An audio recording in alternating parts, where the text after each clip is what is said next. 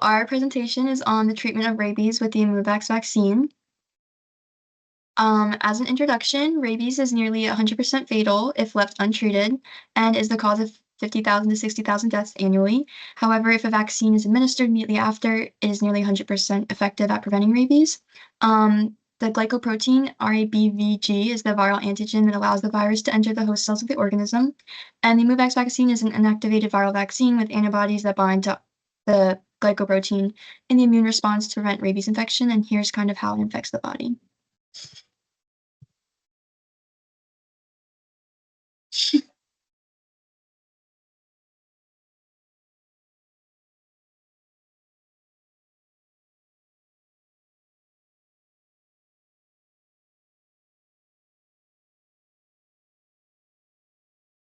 So the first problem with the Imovax vaccine, inactivation is, as we know, a critical step in the production of inactivated viral vaccines to ensure that they do not contain a live virus. So Sanofi Pasteur, which is the manufacturer of Imovax, inactivates the rabies virus strain grown in human diploid cells by treatment with beta-propiolactone, or BPL. And although BPL is an effective inactivating agent, it's expensive and is classified by the International Agency for Research on Cancer as a Group 2B, which means it's possibly carcinogenic to humans. Some issues with BPL include skin irritation, blistering, and severe irritation of the eyes, nose, throat, and respiratory tract. It's a corrosive chemical, so it causes burns of the mouth and stomach, and it's also unstable at higher temperatures, like 37 degrees Celsius, so it limits its use of range. So one of the solutions is hydrogen peroxide. And in various studies, it's been shown to irreversibly inactivate the rabies virus without affecting its immunogenicity and antigenicity. It's a viable option to replace BPL as a non-carcinogen and inexpensive agent, reducing both cost and time of the inactivation process. Another solution is binary ethylenamine.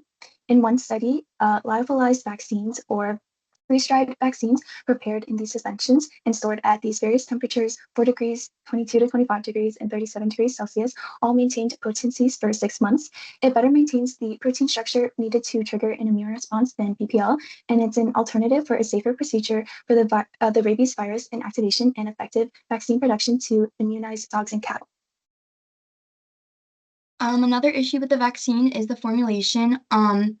Human albumin, or HSA, is the most abundant protein found in blood plasma and is widely used in vaccines like Immuvax to increase blood volume, restore plasma proteins, and prevent degradation of viral components. It acts as a biological stabilizer as well and allows for safer as well as lasting effects for the viral components. It's a small percentage of the Immuvax vaccine. It's less than 100 milligrams per 1 milliliter dosage, but there have been reports on immune system disorders such as anaphylactic reactions and serum sickness type reactions, and it's probable to be linked to the inclusion of HSA in the vaccines. There comes with minor risks and major risks with HSA, such as nausea or breathing difficulties and cardiac issues. As a solution, we can heed to the concerns of the issues that prosper with anaphylaxis. As background, anaphylaxis is a heightened IgE-mediated hypersensitivity reaction, which originates from the binding of IgE to immune cells, which triggers the release of inflammatory mediators, causing symptoms similar to allergic reactions. And to prevent these unwanted reactions, we can use ideas regarding PEG, which coats drug nanoparticles in order to encourage the body's immune system to not put out these mediators, and it prolongs active time of the drug. And we can apply this idea to vaccine-related technology by applying it to HSA within the Immuvax to hopefully minimize side effects.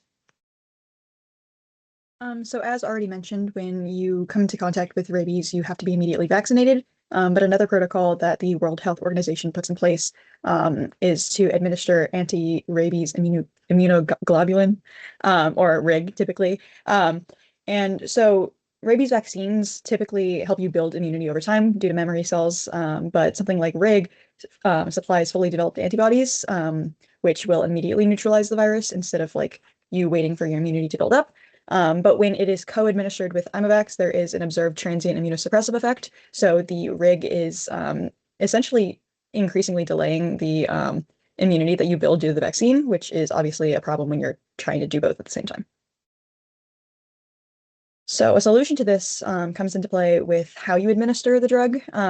So the maximum dosage is 20 international units per kilogram of body weight, and that is supposed to be injected directly into the wound. So whether that's a bite from an animal, So you want to inject that in the wound as much as you can, and then inject it intramuscularly anywhere else. And it should be as far away from the vaccine site as possible. And then there are some alternatives that are in development for Imovax. One of those is the next generation purified varicella rabies vaccine, which has the same fundamental basis as Imovax, but it has more purification steps. And this type of purification can be used in the future to help improve Imovax and develop other vaccines that are better tolerated to rig. And then these are just our references. Thank you.